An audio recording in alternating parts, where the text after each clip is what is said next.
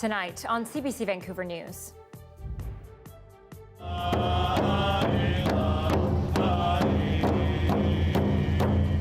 Marking National Day for Truth and Reconciliation, reflecting on generations of trauma and the challenge being handed to all Canadians. Plus, hours until the end of pandemic travel restrictions and the long border waits that have already kicked in. I'm not here for basketball. I'm here to see the city, and so far I really like what I've seen and what I missed years and years ago.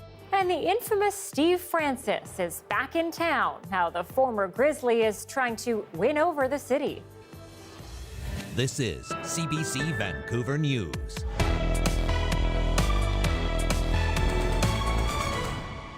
Good evening and thanks for joining us. I'm Anita Bathe on this National Day for Truth and Reconciliation. A call for all British Columbians, all Canadians, to commit to the work of reconciliation beyond today. This is a time to remember the lasting impacts of the residential school system. And at events held across BC, Joel Ballard shows us the moments of trauma, determination, and celebration. Today, the walk signifies the paths our residential school students took to go to school. Hundreds gathered at the site of the former St. Paul's residential school. Survivors, members of the Tsleil-Waututh Nation, and neighbors joining together for an 8.5-kilometer walk. Leaving the grounds of the former residential school and returning to Tsleil-Waututh Nation land. Among today's crowd, a survivor of the school. It is overwhelming that you get all the support from the people who didn't realize that we ancestors and myself were sent to residential school and couldn't go home. St. Paul's residential school operated from the turn of the century right through to the late 50s, separating Indigenous students from their families, language, and culture. In the 1930s, the Indian Commissioner for BC described the school as a death trap. Emotions today ran high. You can see there's a lot of trauma within them still that they haven't really dealt with, and just doing the walk and getting it out too is helping relieve some anxiety and stuff behind their emotions. Meanwhile, at the University of British Columbia, a sea of orange. Today is a day for remembering, recognizing, and honoring. It's a day to reflect on what has happened, and it's a day to learn. And City of Vancouver representatives met with the Musqueam Nation to rename Trutch Street, which got its title from former Lieutenant Governor Joseph Trutch, a man whose legacy includes solidifying the practice of not recognizing Aboriginal title and ensuring that reserve lands were small. The street will now be known as Shamuquia Awesome. Back in North Vancouver, for some, the march and the day is just a small part of the journey. It's not just the one day a year. It's, I hope that, our truths are heard, acknowledged, and reshared, and that there's an understanding that, what our survivors had to go through. Retracing that trip back home that many residential school students across Canada never had the opportunity to complete. Joel Ballard, CBC News, North Vancouver. In White Rock, the city has permanently raised the Semiahmoo First Nation flag at City Hall. City officials say the flag will serve as a visual reminder of White Rock's location on the traditional territory of the Semiahmoo people. They chose today for the flag-raising ceremony because the city wanted to celebrate the resilience and strength of residential school system survivors. And a permanent Indigenous flag was also raised at Kamloops City Hall today to recognize the fact that they are on Tecumloops-Teshkwetmik territory. In Victoria, members of the Songhees Nation community events honored residential school survivors and their families. Future generations will be able to walk in a more kinder, gentler way than my generation did. More than 300 people took part in a bike ride through Victoria's downtown, making stops in places with Indigenous significance. The ride ended at Royal Athletic Park for the South Island powwow ceremony, which included an opening prayer and dance, followed by intertribal dancers and singers.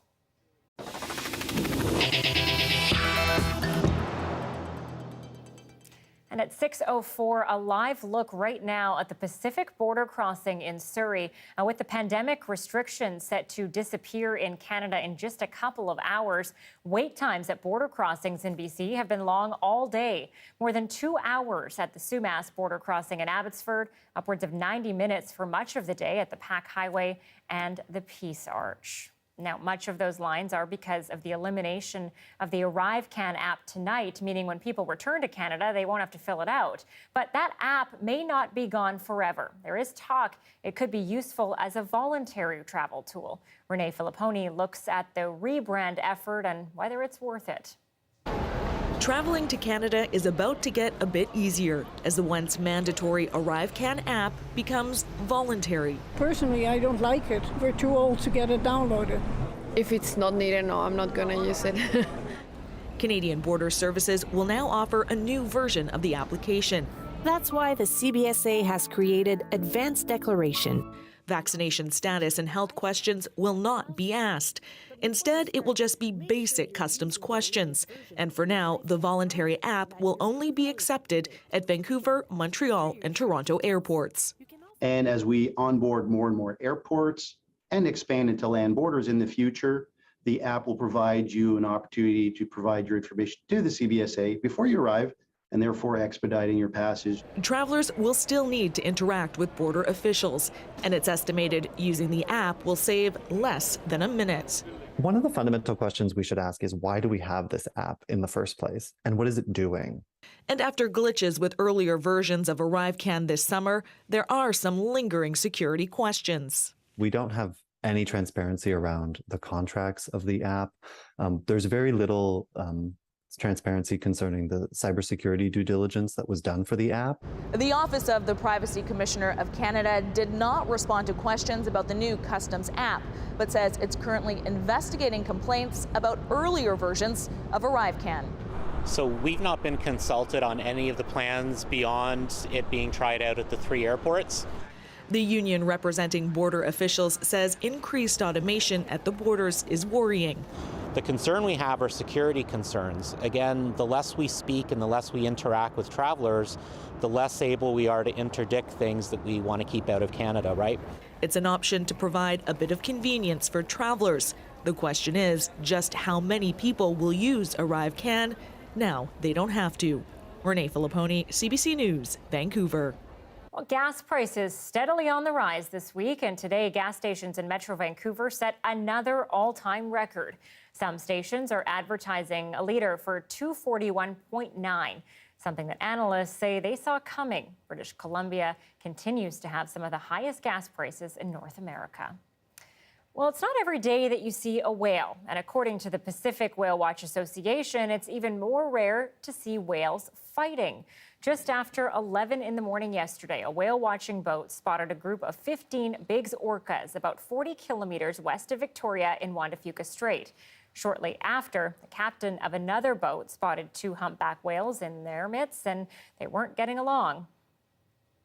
We saw some of that kind of splashing around, some of that where it looked like they were, getting up on top of the back of the humpbacks as they were trying to breathe. Transient orcas usually prey on seals, sea lions, and porpoises, but they occasionally team up to hunt larger prey like humpback whales. The Pacific Whale Watch Association says that as the population of both Biggs orcas and humpback whales in the region grows, interactions like yesterday's may become more common.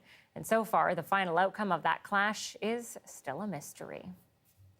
Well, if you've been waiting to get your hands on the FIFA 23 edition from EA Games, you'll notice some unique artwork. Launched today, the popular soccer video game features a Musqueam-inspired soccer pitch, Musqueam-themed jerseys, artwork, weaving, and more. It's a unique collaboration between EA Games and the First Nation. Chief Wayne Sparrow says the community was thrilled to be involved and with that FIFA 23 launch, and says this was part of what reconciliation looks like to him. In 1999, the Vancouver Grizzlies bet their fortunes on future NBA star Steve Francis, but Francis wanted nothing to do with the lowly ranked team, and the city, of course. He demanded a trade before ever even playing a game, and he left the following season. Now, there is a point to why I'm telling you all of this. Francis is actually back in town today promoting a new Grizzlies documentary, and we spoke with him earlier. I wouldn't say trade request was regret. It would be like the only thing I would take back was the way that I showed my emotions so fast on television. It made the country think, oh, this kid is a spoiled brat. But that's probably the only thing I would take back. Okay, I figured I should bring in Justin McElroy for some analysis on this, but also because we are both quite nostalgic about the Vancouver Grizzlies. Justin, can he unanger the people of this city? Yeah, 23 years later, can people forgive and move on? We'll see. The premiere of the documentary is on Saturday. And, you know, the thing is, of course, for other people who have demanded trades from Vancouver, whether it's been Pavel Bure, Ryan Kessler, David Duchovny in the 90s, there was fond memories in the past that people had associated with them in Vancouver. That was never the case with Francis. He never played here. So it'll be interesting to see whether people will be a little bit more mature than maybe they were 23 years ago. Certainly we were a lot younger. As kids, you get a little bit angrier at people that demand trades. We'll see what the response is on Saturday. I mean, I did have a lot of feelings today when I heard that we were going to go out and talk to him. Steve Francis, hadn't heard that name in a long time, so we'll have to see. Justin, thank you. Thanks, Anita. Community difference makers. We've become, an anchor for the community. In Prince George, weekly drum circles outside a hospital offer healing and community. Stay with us.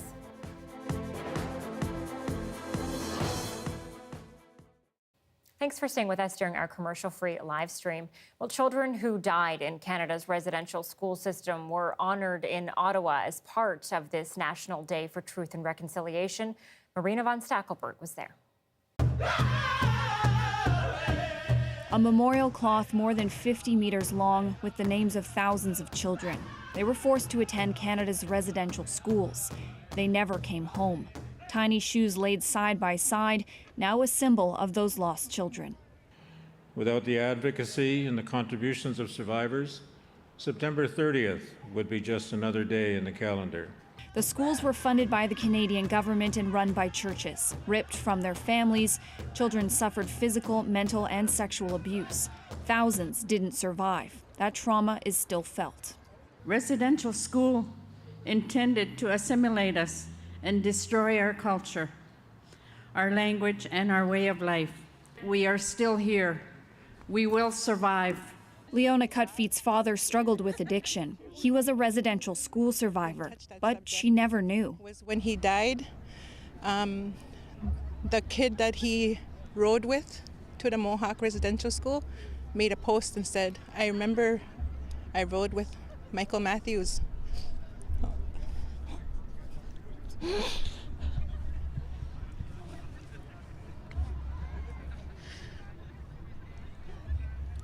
That's how I found out.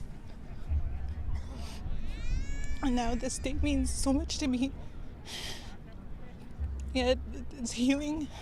On a day where non-Indigenous Canadians are called on to learn and listen. I'm an immigrant to Canada. I get to reap the benefits of a system that does not own the land and was built upon it. And I think I've learned a lot. The reason that racism exists, towards the Indigenous people is because of pure ignorance. It's a matter of stepping back and being willing to learn a little bit more about the history of our people, and the true history of Canada. Survivors say this day is a hopeful sign Canada is beginning to acknowledge its past. People are more open to talk, and people are getting there, and that's really hopeful for me and for my kids too, like that they're not going to grow up the way I did, where it was taboo to talk about anything like that. Marina von Stackelberg, CBC News, Ottawa.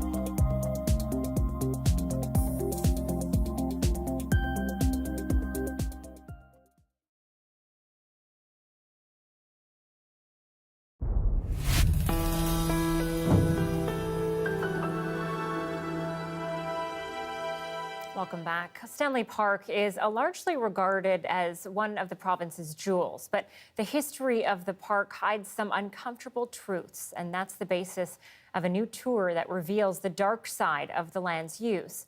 We caught up with that tour guide. Take a look. This park was formed in 1888, and it was named after Canada's Lord Governor General at the time, Lord Stanley. In 1889, Lord Stanley stood in a clearing not so far from here and said these very inspiring words. He said, "I dedicate this park to the use and enjoyment of all peoples of all colors, creeds, and customs for all time." Which is like super progressive and accepting, especially during those times. Now, of course, the land he was making this declaration on was the home to an Indigenous people that had been displaced because of the park. But I think that irony was probably lost on him. There's so much history that's taken part here, but it's also colonialism, because the main secret and the darkest secret is the displacement of the people that live here. The Coast Salish have lived on the inlet thousands of years, and one of the reasons they made this area their home is because of the water. And not only is the water of fantastic resources for food, but it's also in a strategic location for travel and therefore trade. Shui Shui was the biggest trade hub in this area for hundreds, possibly thousands of years. And there were about 100,000 people living around the Burrard Inlet at one time. So some parts of the roads here in Stanley Park weave in kind of weird different directions, not just on the shoreline, and that's for a reason. The park and the city would use the roads as an excuse to displace the people that were living on this land. But the people on Brockton Point, well, they were of Coast Salish and mixed European heritage. So there was a better chance that they were able to read, write, or speak a European language. The people here on Shui Shui did not have that. They didn't have the money either. And to add insult to injury, the road builders didn't demolish their homes. They actually moved into them and made it their property.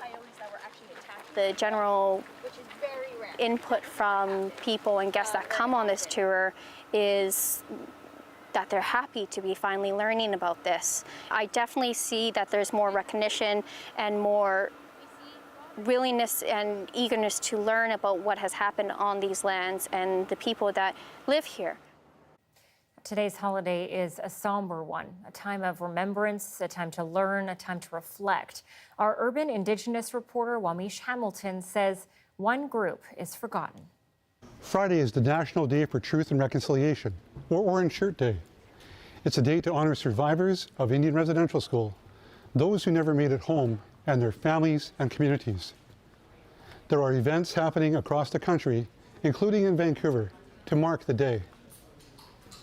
At these events, we see survivors and their families sharing their experiences and finding strength in being together. There are others, though, who made it through the schools too, but they couldn't let go of what happened to them, and they soon after died. They're a forgotten group, and they shouldn't be. According to the Truth and Reconciliation Commission, more than 150,000 Indigenous children were forced to attend residential schools. And the TRC estimates that between 4,000 and 6,000 children died in residential schools. Others say that number is much higher. But the number of students who made it through residential school but lived short lives afterward may never be known. They often died so young from alcoholism, overdoses, and suicides. There's few public acknowledgements. They live now only in survivors and family members' memories. I was inspired to write about this after reading a Facebook post by a lady I grew up with back home. Many who attended residential school and made it through didn't have long lives. I miss them, and I wish they were still here today, she wrote. I love you, and I miss you, Mom. Social media posts like these are the only epitaphs I've seen about this often forgotten group of former residential school students. They were bereft of Truth and Reconciliation Commission, Orange Shirt Day, and acts of healing and apologies. It all came too late. We should make space for them on days like today. But it's said that there can be no reconciliation without truth. This group is a forgotten part of that truth, and they should be remembered. For the CBC, I'm Wabish Hamilton. This coverage can be upsetting and painful. It can invite memories and feelings. If you or someone you care about is looking for support, you can reach the National Residential School Crisis Line at 1-866-925-4419. It operates 24 hours and is available for survivors, intergenerational survivors, and their loved ones. Now, for the past 2 years, a group of drummers has kept the beat going in Prince George. What started with one person now draws crowds outside the largest hospital in the region, the University Hospital of Northern BC. As Nadia Mansour shows us, what started as support for healthcare workers has now become so much more.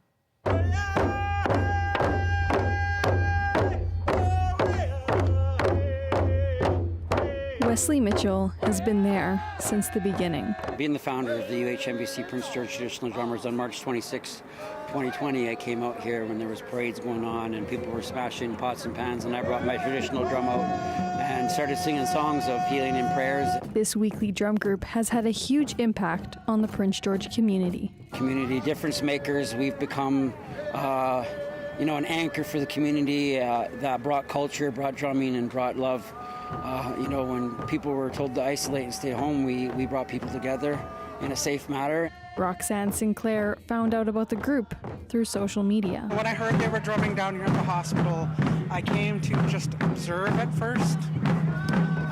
But eventually I ended up, on September 16th, I ended up getting my own drum made and started drumming with them. The drum group has been a large source of healing for Roxanne, who has struggled with her own health. So to function like a regular, normal human being, I actually had to take 36 pills a day just to function. So when I started drumming, after 6 months, going and seeing the doctor and getting checkups, just from the drumming alone, I'm down to 6 pills from 36. That is how healing the drum is. The heartbeats of the drum are what keeps you going and keeps the strength going. The crazy echoes you hear in the back of us, that's what keeps you going. And these people that love you, they've seen me through the worst times in my life this year, the passing of my mom, and they've been by my side ever since. Within the group, there are new faces joining all the time who say they're experiencing that healing as well. This was Janet Baras's first drum circle. Just like the feeling of it, getting into a group and know what the drumming feeling is.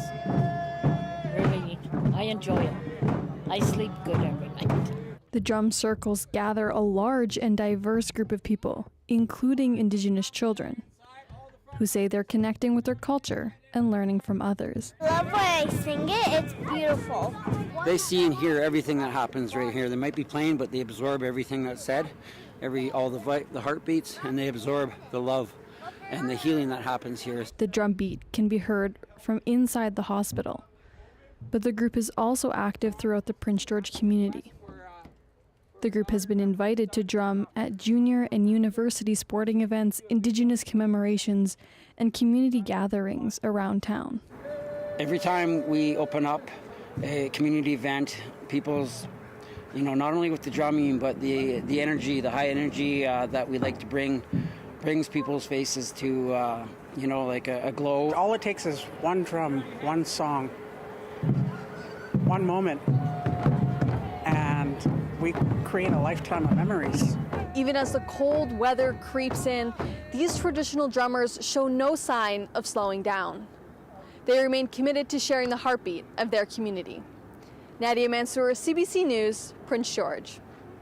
People in Fort Myers have never seen anything like this thing. Hurricane Ian has left parts of coastal Florida in shambles. More on the damage after the break.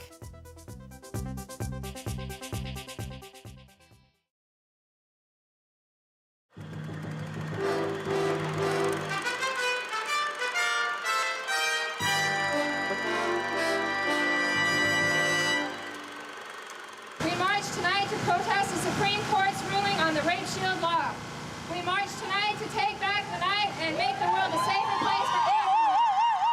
We're tired of fearing for our lives and for those of our children.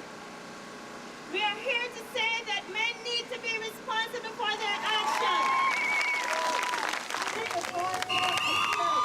With that, the women, about 250 of them, took to the streets of downtown Vancouver to take back the night.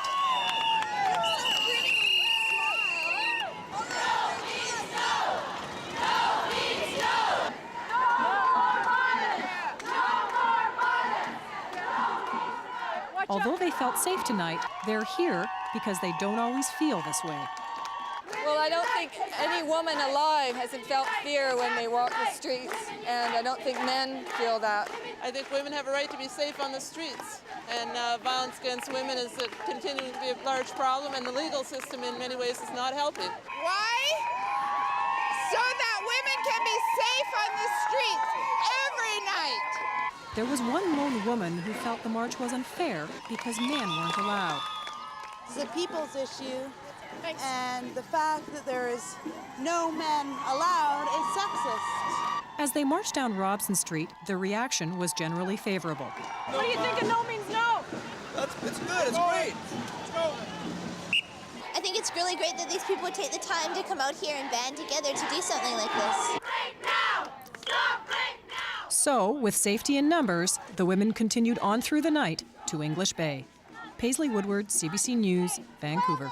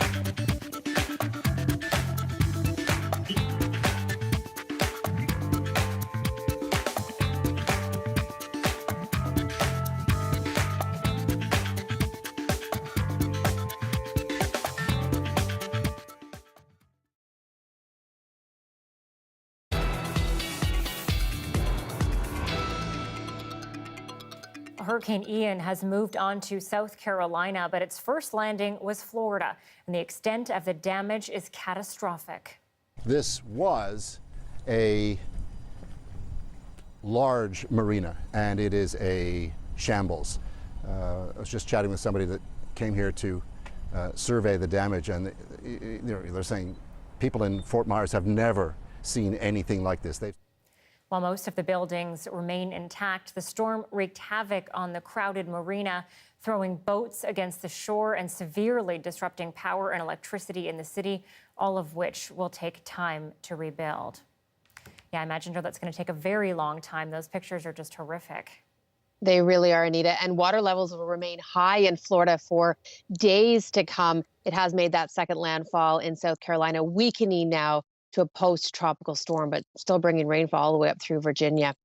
Rain is something we definitely could use out here. We are in a rain deficit as I take you through the current temperatures. Look where we're at, 20 right now at Abbotsford, 17 in through YVR. Temperatures have been running above seasonal, but it is the lack of rain that's really our story across the South Coast. It is now the longest dry stretch, August to September dry stretch on record for Victoria, and we're getting close in Vancouver, and yet another high pressure has built in that will deflect any incoming systems for the foreseeable future. So take a look at the forecast and those warmer oranges over the weekend, peaking on Monday, but then rebuilding for the end of next week. So I don't see much in the way of rain for the southern half of the province. We are seeing it up towards Prince Rupert, 14 for tomorrow, warm temperatures in the interior, everyone a good 5 to 6 degrees above seasonal this weekend. Look at that though, dry through next week. Normally by this time of the year, we start to see the more zonal flow, meaning rains coming in from the Pacific. But Anita, not here yet. So I'll let you know when I see it, but dry and sunny and warm till then. I'll keep enjoying it. Thanks, Joe. You're welcome. And thank you for watching CBC Vancouver News tonight. Have a wonderful weekend. Okay.